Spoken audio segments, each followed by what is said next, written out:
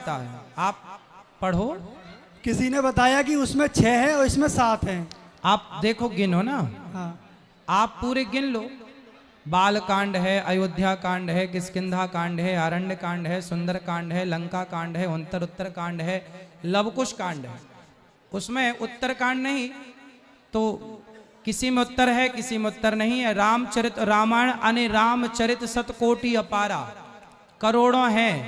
अब इसमें लवकुश कांड जो है, किसी में तुलसी कृत रामायण में लवकुश कांड नहीं है। तुलसीदास जी ने लवकुश कांड नहीं लिखा, जबकि श्री वाल्मीकि जी ने लवकुश कांड लिखा है। तो वो कांड वाल्मीकि जी ने लिखा तो वो बढ़ गया, ठीक है गुरुजी, धन्यवाद। अब तुलसीदास जी ने नहीं लिखा तो वो कम हो गया। क्षण स्पष्ट गुरुजी, धन्यवाद। खुश रहिए गुरुजी। राधे राधे जी। मैंने आपको एक पर्चा भेजा है गुरुजी, अगर आप उसको पढ़ेंगे ये हाँ गुरुजी, हाँ पढ़ और लेते सभी हैं। लोगों को समझाएंगे तो बड़ी कृपा होगी गुरुजी। क्योंकि हम देखते हैं जनवरी के माह में जब सर्दी पड़ती है गुरुजी, तो हमारे गांव में एक शमशान घाट है, सभी गायों को उसी में बंद कर देते हैं। हम सभी लोग, हम भी करते हैं। क्या करते हैं? गायों को इकट्ठा करके उसी में बंद कर देते हैं। अच्छा, फिर उनको खिलाना पिलाना? कुछ नहीं होता, जैसे हमने जाकर खोला तो कोई आया उसने बंद कर दिया। अगर हम बंद नहीं करेंगे तो फसल भी नहीं होगी, क्योंकि फसल चढ़ जाएंगी। तो भैया आप ये बताओ जी गुरु कि आपके भिंड में गौचर भूमि तो सरकारी होती ही है हर जगह। जी बिल्कुल। तो गौचर भूमि तो सरकारी रिकॉर्ड में होगी ना? जी यहाँ है हमारे तो गाँव भाई में। यहाँ के सरकारी अधिकारियों से बोलो कि जो गौचर भूमि है, आप लोग सारे एक समिति बनाओ, जाओ और बोलो कि जो गौचर भूमि है, जिस गौचर भूमि को लोगों ने कब्जा कर लिया है, उस कब्जे से छुड़ाओ और वो गौचर भूमि गायों को दे दो। गाय वहीं खाए, वहीं बैठे, वहीं रहे। अब गौचर भूमि पर लोगों ने कब्जा कर लिया तो गाय सड़क पर मर रही है। जी गुरुजी, एक प्रश्न और है। जैसे गौचर भूमि तो है, उसमें अभी टाइम भी लगेगा, हम समिति भी बनाएंगे। तो अभी जो सर्दी आने वाली है, अगर आप समझाएंगे हमारे सभी ग्रामवासी को कि 1 बीघा के हिसाब से भी चंदा करें, जिसमें मैं भी योगदान दूंगा, सभी ग्रामवासी करेंगे तो जनवरी और फरवरी का महीना उनका कट जाएगा। बड़ी कृपा होगी आपकी। सही है, थोड़ा थोड़ा करो। गायों के लिए हम सबकी जिम्मेदारी है, एक की जिम्मेदारी नहीं है, हम सबकी जिम्मेदारी है और हम सब इस जिम्मेदारी का पूरा पालन करें और गायों के लिए कुछ सोचें, जरूरी है। खुश रहिए। और किसका प्रश्न है? महाराज जी चरण स्पर्श। जी महाराज जी, मेरा नाम महाराणा प्रताप सिंह है और वैसे तो मैं आज आपके दर्शन करने आया था। अच्छा, आप ही महाराणा प्रताप हैं? जी, मेरा नाम महाराणा प्रताप सिंह जादौन है और मैं लाहौर से चुरली गांव का रहने वाला हूं और यहां पर शिक्षा के लिए भिंड में रहता हूं। वैसे तो मैं आपके आज दर्शन करने आया था, क्योंकि समय कम मिल पाता है, अभी परीक्षा भी चल रही हैं। और अभी हमारे एक भाई साहब ने एक सवाल पूछा था, इसलिए थोड़ा मन में विचार आया है कि हमारे वृंदावन के जो हमारे महाराज जी हैं, रातपुरा धाम पर भी आए हैं कृष्णचंद्र जी, उनसे उनका भी मैंने आशीर्वाद लिया है। उनका भी एक वीडियो है और रामचरितमानस में भी एक चौपाई है, जब जदुवंश कृष्ण अवतारा होइए हरन महामहिवारा, कृष्ण तनय होए पतितोरा, वचन अन्यथा होए न मोरा। ठीक है। और ऐसे पूरी दुनिया जानती है कि श्री राम भगवान का जन्म सूर्यवंश में हुआ है और श्री कृष्ण जी की जो द्वारकाधीश है उनका चंद्रवंश में हुआ है। ठीक है। और जो राम भगवान के वंशज हैं वर्तमान में कछुआ, राठौड़, सिसोदिया, ऐसे अन्य प्रकार के वंश हैं, शिखरवार भी आता है। और ऐसे ही चंद्रवंश में ऐसे पहले अब वर्तमान में यमुना नदी कहते हैं, पहले जमुना कहा जाता था। अब यशोदा मैया कह रहे हैं पहले यशोदा कहा जाता था, पर अभी भी हम यज्ञ बोलते हैं। पर आप लोग हैं जो बड़े लोग हैं वो व्याकरण समझते हैं तो वो जग बोलते हैं। तो जो जादौन लोग हैं, अब हमारे यहाँ भी जो पटिया लोग आते हैं, हमारे इतिहासकार आते हैं, करौली रियासत भी रही है, तो जो जादौनों की रही है उसमें, और ये चौपाई भी बताती है जब जदुवंश श्री कृष्ण अवतारा। और जो हमारे कृष्णचंद्र जी हैं वो भी कह रहे हैं कि जो कृष्ण के वंशज हैं वो जादौन है। और हमारा जो वंश है वो भी चंद्रवंशी क्षत्रिय यदुकुल श्रृंखला है हमारी, यदुकुल, और जादौन उपवंश है और जाति से क्षत्रिय हैं, ठाकुर हैं।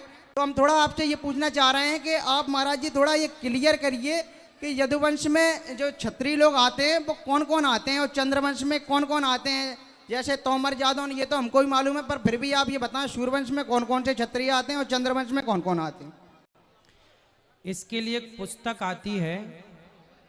जी जी जी, एक पुस्तक आती है जी जी, जातियां करके समाज करके कुछ पुस्तक आती है। जी जी वो जी। पुस्तक आप पढ़ेंगे तो उसमें पूरा विवरण सबका, ब्राह्मणों का, क्षत्रियों का, वैश्यों का, शूद्रों का, सबका पूरा विवरण है। तो उस पुस्तक को पढ़ा जाए इस समाधान के लिए। जी महाराज उसको जी। पढ़ेंगे तो आप समझ पाएंगे कि क्या आप किस वंश से हैं। जी महाराज जी, पर ये चौपाई कह रही है जब जदुवंश कृष्ण बता रहा। हाँ, तो तो यदुवंश- ये जदु से मतलब जो महाराज पहले संस्कृत भाषा में जदु बोला करता था। सुनो, उनका नाम था यदु महाराज। हाँ यदु महाराज।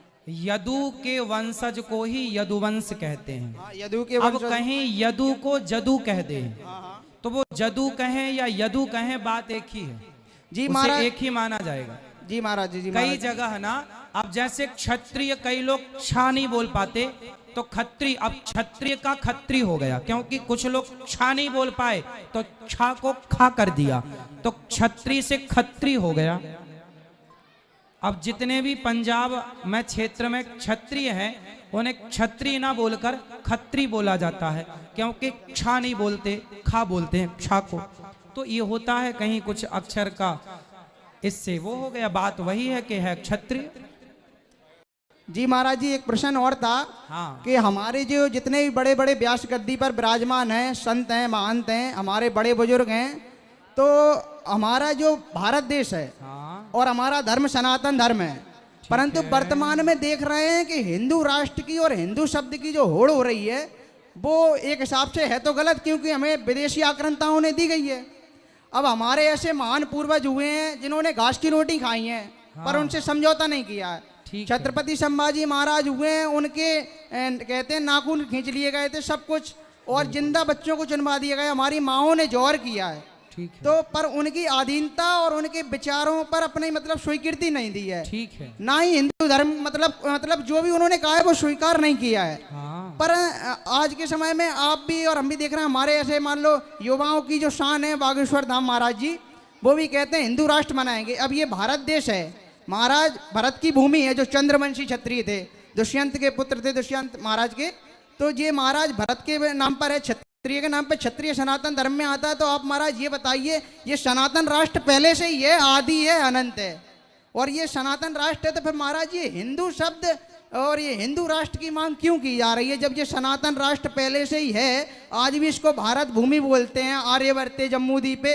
तो महाराज ये भारत देश है, महाराज भरत के नाम पर है, तो ये नया हिंदू सनातन की जगह पर हिंदू ये अपन लोग स्वीकार क्यों करते जा रहे हैं? और अभी आपके भी हमने थोड़े मुख से सुना है हिंदू, तो जब महाराज सनातन है तो ये हिंदू शब्द हम स्वीकार क्यों कर रहे हैं? वो कर रहे हैं तो गलती हमारी है, क्योंकि अगर स्वीकार ही करना था तो क्यों हमारे महान पूर्वजों ने, किसी ने घास की रोटी खाई, किसी ने बलिदान दिया, किसी के बच्चे चुनवा दिए गए, कहीं कुछ महाराज। बस थोड़ा एक यही अंतिम प्रश्न है थोड़ा महाराज बेटा, इसमें। देखो सनातन संस्कृति जो है ना, सत्य सनातन धर्म जो है, सिंधु नदी के तटवासियों को हिंदू कहा गया।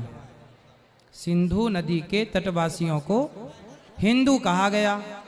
शास्त्रों में भी, पुराणों में भी हिंदू शब्द का जिक्र मिला। हिंदू शब्द का जिक्र शास्त्रों में मिला। जी जी जी। तो हिंदू एक प्रकार है, जैसे आम तो आम होता है, जैसे सनातन तो है श्रेष्ठ। जी जी जी जी। अब इसमें प्रकार आ गए, जैसे आम तो आम है, हाँ जी जी। लेकिन आम में प्रकार है, ये लंगड़ा आम, ये दशहरी आम, ये कलमी आम, जी जी ये चौसा आम। उसी तरह 4 प्रकार यहाँ भी हो गए, हिंदू, मुस्लिम, सिख, ईसाई। जी, ये 4 विचार हैं।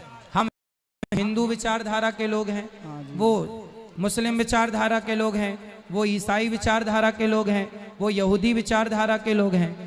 उसी तरह ये हमारी एक विचारधारा है, जिस विचारधारा को हिंदू कहा जाता है। अहिंसा की जो बात करें, सत्य की जो बात करें, गाय को मां मानने की जो बात करें, जो पत्थर में भगवान की पूजा की बात करें, जो पेड़ पौधों में, नदियों की, पेड़ पौधों की पूजा की बात करें, प्रकृति की पूजा की बात करें, वही सनातनी है और वही हिंदू है। और हिंदू जहां है तो वहां हिंदू राष्ट्र हो जाए, इसमें कोई आपत्ति नहीं है, कोई बुराई नहीं है। जी महाराज जी, जय श्री कृष्ण। इसलिए महाराज चरण स्पर्श सनातन धर्म का ही एक मूल शब्द है, एक मूल विशेष वाक्य बाद में लिया गया, हिंदू। तो ये हिंदू अपने आप को कहना अच्छी बात है, कोई बुरी बात नहीं है।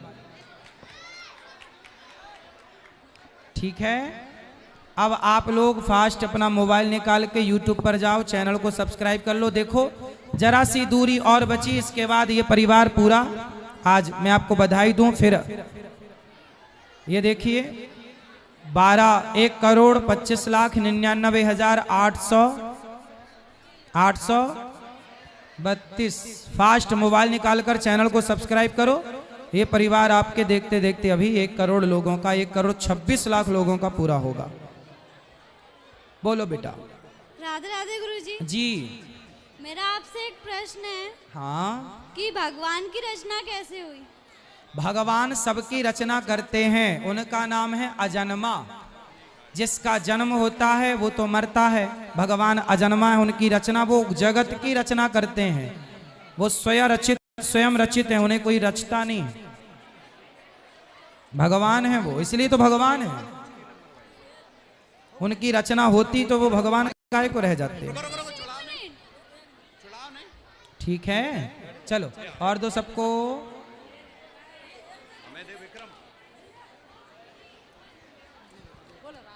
राधे राधे। हाँ बेटा राधे राधे। गुरुजी राधे राधे। खुश रहो।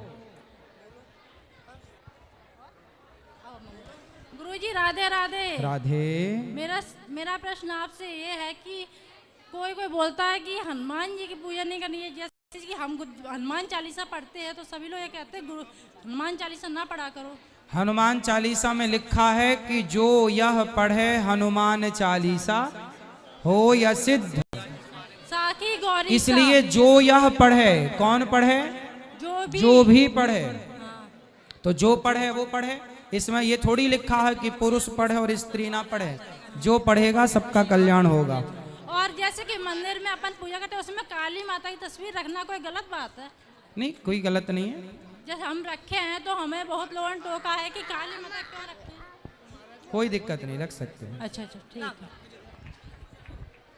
हाँ महाराज जी, हाँ चरण जी, स्पर्श। खुश रहिए। श्रीमान परम श्रद्धेय आदरणीय गुरुजी, आपसे एक निवेदन है हाँ कि जैसे कि जो है याग बल की मुनि परम विवेकी भरद्वाज राखे पद टेकी, और वह पूछ रहे हैं कि राम कवन पूछो प्रभु तोई, कहु बुझाई कृपा निधि मोही। जब इतने बड़े संत को राम के प्रभुत्व के ऊपर शक हो रहा कि राम कौन है, तो फिर जो उन्होंने कहा कि एक राम ये अवधेश कुमारा, तिनकर चरित विदित संसारा, ठीक है, नार विरहि दुख लहु अपारा, हाँ, भरे हु रोष रन रावण मारा। ठीक है। तो जब इतने बड़े संत को शंका हो रही है हाँ, कि कौन, उधर सती जी को शंका हो रही है हाँ, कि ये कैसे सच्चिदानंद है कि जो कि अपनी नारी के विरह में भटक रहे हैं। ठीक है। तो महाराज आपसे करुणा करके निवेदन यही है कि ऐसे शक को इन लोगों ने क्यों प्रकट किया? इनके कोई श्राप लगे थे क्या कि इनकी जानकारी ऐसे में शक नहीं था को क्या? इसलिए प्रकट किया क्योंकि सती और ये संत प्रकट ना करते तो ये समाज प्रकट करती। उनके प्रश्न का तो उत्तर मिल गया, पर समाज प्रकट करती तो फिर इनको उत्तर देना बड़ा कठिन था, इसलिए वही प्रश्न किया और वही समाधान दे दिया गया ताकि ये प्रश्न बाद में ना खड़े हों। ठीक है। जय श्री महाकाल महाराज। जय श्री महाकाल। महाराज जी, नर्मदा जी की उत्पत्ति कहाँ से हुई है और पाठ कराने का क्या फल है, इसके बारे में थोड़ा जानकारी। भगवान शिव से, भगवान कैसे शिव हुई से, है थोड़ा बता दें। भगवान शिव के अश्रुओं से नर्मदा मैया की उत्पत्ति हुई। भगवान शिव विह्वल हो गए, भाव में जब डूब गए भगवत प्रेम में, तो भगवान शिव के नेत्रों से अश्रु जब गिरे तो वो अश्रु के रूप में नर्मदा मैया प्रकट हुई। इसका पाठ कराने का क्या फल है महाराज? अच्छा है, जो पाठ करेगा भगवान की कृपा होगी। भगवान नर्मदा मैया की बड़ी कृपा। नर्मदा मैया तो कहते हैं जो परिक्रमा लगाए, जो दर्शन करे, अनंत गुना फल होता है, अनंत गुना। धन्यवाद महाराज। अब आपको मैं बधाई देने की बिल्कुल बहुत करीब पहुंच रहा हूं। सब लोग बैठे रहें और एक एक से बात करें। फास्ट देखिए, अब YouTube पर ये परिवार, ये देखिए 1,25,99,911 YouTube पर जाइए, चैनल को सब्सक्राइब करिए और शेयर कीजिए। परिवार आपके देखते देखते आज ये पूरा होने जा रहा है 1,26,00,000।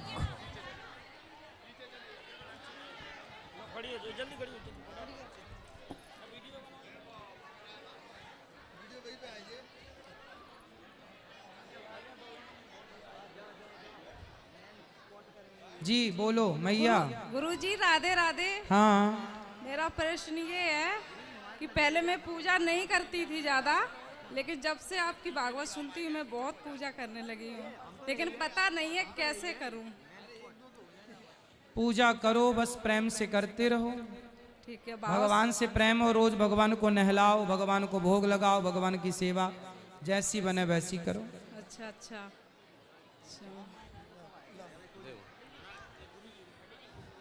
राधे राधे प्रभु जी। पहले तो मैं आपको पूज्य बधाई देना चाहूँगा। हमारे सनातन के एक स्तंभ हैं और पूरे विश्व में आप एक स्तंभ के रूप में हम सब सनातनियों को जोड़ने का जो कार्य किया उसके लिए बहुत बहुत आपका आभार। और भिंड जैसी तपोभूमि पर जो चंबल का बीहड़ के नाम से जाना जाता था पूज्य, आज आपके चरण पड़ने के बाद जो आज आप इतनी भीड़ को मैंने भिंड में पहली बार देखा है। अपने जीवन काल में मैंने इतनी भीड़ भिंड में पहली बार देखा है। यहाँ पर कई और भी हमारे पूज्य व्यास आए हैं, लेकिन जब आपको देखने के लिए जो माताएं कभी घर से नहीं निकलती थी, जो कथा को नहीं सुनती थी, आज केवल आपके नाम के कारण वो आज इस भीड़ में आपके दर्शन करने के लिए आए हैं। पहले तो आपका बहुत बहुत स्वागत, वंदन और अभिनंदन। और पूछने के लिए प्रभु मैं तो कुछ नहीं पूछ सकता आपसे, लेकिन बस एक निवेदन रहेगा कि मैं कुछ कहूँगा तो कम लोगों तक वो बात पहुँचेगी, लेकिन जब आप कुछ कहेंगे तो उसको विश्व सुनता है। बताइए। तो आप श्री से एक ही निवेदन रहेगा कि लोग अक्सर मुझसे पूछते हैं कि जो भगवान महादेव की पूजा हम लोग करते हैं तो कहते हैं कि भगवान के लिंग पर जो भी हम पूजन अर्चन वंदन करने के बाद प्रसादी चढ़ाते हैं तो उसका प्रसादी का पान हम नहीं कर सकते, वो अशुद्ध हो जाती है। सही है। पहला प्रश्न। और दूसरा प्रश्न ये है, जिसको जलेहरी के रूप में जो जलेहरी स्थापित है वो कौन है और किसका स्वरूप है? ये दो प्रश्न प्रभु। पहला तो ये कि शिव जी पर चढ़ा हुआ जल या कोई और पदार्थ, शंकर जी पर चढ़ा हुआ जल उसे ग्रहण नहीं किया जाता, उसे केवल नेत्रों से लगाया जाए और ऊपर सिंचन किया जाए, उसे पिया ना जाए। चरणामृत भगवान श्री शालिग्राम जी गोपाल जी का चरणामृत ग्रहण किया जाता है। शिवलिंग पर चढ़ा हुआ जल नेत्रों से लगाकर माथे पर लगाया जाए जी, उसको पिया ना जाए, यह सब शिव पुराण में लिखा है जी। और ये तो रही शिव जी को जल ग्रहण करने या ना करने की बात जी। दूसरा क्या था? दूसरा यह था जो जलहरी का स्वरूप है वो क्या है, वो कौन है? मैं 1 मिनट बधाई दे दूं, परिवार पूरा होने जा रहा, फिर मैं आपके प्रश्न का उत्तर दूं। जी जी। जो YouTube पर आप सभी जुड़ रहे हैं, आप सबको देखिए, ये परिवार बहुत तेजी से, ये परिवार आपको आज 1,26,00,000 लोगों का पूरा होने जा रहा है। फास्ट देखिए, ये देखिए 90, 91। आप चैनल को सब्सक्राइब करते रहिए, फास्ट मोबाइल निकाल के चैनल को सब्सक्राइब करिए। देखिए फास्ट दिखाइए, ये लीजिए, ये परिवार तेजी से बढ़ रहा है और ये परिवार अभी जाके तुरंत 1,26,00,000 लोगों का होने जा रहा है। 96। ये परिवार तेजी से, आप फटाफट चैनल को सब्सक्राइब कर लें जो नहीं किए अभी तक, और बस 4 लोगों की सब्सक्राइब करते ये परिवार 1 करोड़, ये लीजिए 1,26,00,000 लोगों का परिवार हो गया। ये परिवार, बहुत बहुत धन्यवाद आपका, इतना स्नेह। आश्चर्य मानेंगे, पूरी दुनिया में आध्यात्म जगत का सबसे बड़ा परिवार है ये। पूरी दुनिया आध्यात्म जगत का सबसे बड़ा परिवार, यूट्यूब पर 1,26,00,000 लोग। जलहरी माँ भगवती का स्वरूप है जी। जलहरी माँ भगवती का स्वरूप है। माँ भगवती के स्वरूप पर जो लिंग है जी, लिंग का अर्थ होता है स्वरूप। लिंग का अर्थ होता है कोई गुप्त पार्ट से नहीं, लिंग का अर्थ होता है, जैसे लिंग शरीर होता है, संपूर्ण शरीर जो है लिंग शरीर होता है। तो शिव जी का जो पूरा सर्वांग है वो लिंग माना जाता है। लिंग का मतलब होता है पूरा शरीर जी जी, केवल योनि भाग नहीं, पूरा शरीर, संपूर्ण शरीर को लिंग शरीर कहते हैं। तो वो लिंग है, शिवलिंग शिव जी का संपूर्ण शरीर है, वो जो माँ भगवती की योनि पर माँ भगवती पर विराजमान है। और एक और निवेदन रहेगा प्रभु जी के हमारे भिंड में हमारे जितने भक्त हैं, गौरी गोपाल का एक छोटा सा ट्रस्ट हम लोग भिंड में बनाने जा रहे हैं, और जो भी सेवा यहाँ से भिंड की जनता के द्वारा, भिंड के भक्तों के द्वारा गौरी गोपाल के लिए बनेगी, तो उसकी एक छोटी सी श्रृंखला हम लोग भिंड में स्थापित करने जा रहे हैं। तो यहाँ से जो भी सेवा पहुँचेगी, तो एक बार सभी भक्तों से मैं निवेदन करूँगा कि हमारे गौरी गोपाल के लिए जो पूज्य महाराज श्री के आशीर्वाद से चल रही है, जिन्होंने अपने लिए नहीं पूरे विश्व की शांति के लिए, विश्व के भूखों को भोजन के लिए, विश्व में वृद्ध माताओं को रखने की व्यवस्था अगर किसी ने की है तो पूज्य अनिरुद्धाचार्य जी महाराज ने की है। भिंड की भूमि से आपका बहुत बहुत स्वागत, आभार। आप लोग गौरी गोपाल आश्रम में जब भी गौरी गोपाल की कोई भी सेवा करनी हो तो या तो वृंदावन गौरी गोपाल डायरेक्ट आ सकते हैं, या टीवी पर जो सेवाएं दिखती हैं, टीवी पर जो डिटेल्स दिखती है मोबाइल नंबर, उन मोबाइल नंबरों पर भी आप संपर्क करके डायरेक्ट आप जुड़ सकते हैं और डायरेक्ट आप सेवा दे सकते हैं। और आप सबको लेके आइए वृंदावन, सबको वृंदावन से जोड़िए, सब बिहारी जी के चरणों से, गौरी गोपाल भगवान के चरणों से जुड़े। गुरुजी चरण स्पर्श जी, खुश रहिए। अभी आपने बताया था वाल्मीकि रामायण है उसमें 8 कांड होते हैं, ठीक है। जो आखिरी वाला है लव कुश कांड, तो उसके अखंड रामायण पाठ में बाँचते क्यों नहीं है उसको? नहीं, जब वाल्मीकि रामायण पढ़ेंगे तो वो पढ़ेंगे ना पाठ, वो पढ़ेंगे लव कुश कांड। वो तुलसीदास जी के रामायण में क्यों नहीं आया? तुलसीदास जी माता सीता को एक बार राम जी के संग वनवास भेज चुके। तुलसीदास जी भक्त हैं, और वो सीता माँ से राम का जब वियोग हुआ तो सीता माँ के वियोग में राम जी तड़प गए। वो दृश्य राम जी ने, तुलसीदास जी ने देखा। अब तुलसीदास जी ने सोचा कि दोबारा मैं सीता का वियोग राम जी से कर नहीं पाऊंगा, तो वो लिख नहीं पाऊंगा, क्योंकि इतने भाव में डूब गए। तो तुलसीदास जी को लगा नहीं, अब मैं राम जी को सीता जी से अलग नहीं कर सकता, मैं नहीं लिखूंगा ये सब्जेक्ट, दूरी का सब्जेक्ट है। गुरु जी एक सवाल और है, जैसे अपने सनातन धर्म में बुआ की लड़की और मामा की लड़की को वो बहन मानते हैं, हाँ। उनसे विवाह नहीं होता, तो सुभद्रा का अर्जुन के साथ कैसे हो गया? सुभद्रा कुंती बुआ जो हैं, बचपन में ही कुंती बुआ के पिता ने कुंती का दान कर दिया था, किसी भोजराज को दान दे दिया था, कुंती भोज को। उनके कोई संतान नहीं थी, तो इन्होंने अपनी बेटी उन्हें दे दी। जब उन्हें दे दी, आप किसी बच्चे को गोद ले लोगे तो वो बच्चा आपका हो जाएगा, आपके नाम और आपके गोत्र से जाना जाएगा। तो इस संबंध से चूंकि उनका गोद दे दिया गया था, उनका नाम गोत्र बदल चुका था, पालन पोषण उन्होंने किया, उस से फिर इनका विवाह हो गया। ठीक है, धन्यवाद गुरु। खुश रहिए, खुश रहिए। गुरुजी राधे राधे। राधे राधे। मेरा प्रश्न ये है कि हमारे जो इष्ट होते हैं, जैसे हमारे कोई कृष्ण इष्ट हैं, कोई राम इष्ट हैं या हनुमान जी इष्ट हैं, तो हम किसी दूसरे भगवान की भक्ति करते हैं तो वो व्यभिचारी भक्ति की श्रेणी में नहीं आएगा? किसकी पूजा करते हैं? जैसे मैं कृष्ण जी की पूजा करता हूँ, हाँ। और मैं हनुमान जी से, मान लो हनुमान जी के मंदिर जाता हूँ और वहाँ कुछ मांगता हूँ, तो वो व्यभिचारी भक्ति की श्रेणी में नहीं आएगी? ना ना ना, हनुमान जी, राम जी, कृष्ण जी, विष्णु जी, नारायण, ये कोई अलग नहीं है। हनुमान जी कृष्ण जी के भी भक्त हैं, राम और कृष्ण में कोई अंतर नहीं है, समझ रहे हो? राम और कृष्ण में कोई अंतर, इसलिए हनुमान जी तो राम के पास भी हैं और हनुमान जी कृष्ण जी के पास भी हैं। इसलिए कृष्ण से जो, हनुमान जी से जो बात कही जाएगी वो डायरेक्ट हनुमान जी, राम जी या कृष्ण जी से कह देंगे, उसमें कोई दोष नहीं। गुरुजी एक और प्रश्न था हमारा, जैसे हमारे यहाँ काफी एक प्रचलित कहावत है कि पानी पियो छान के और गुरु करो जान के। बिल्कुल। तो गुरु बनाने के लिए हमें किसी व्यक्ति के अंदर किन किन बातों को देखना चाहिए, इस बात का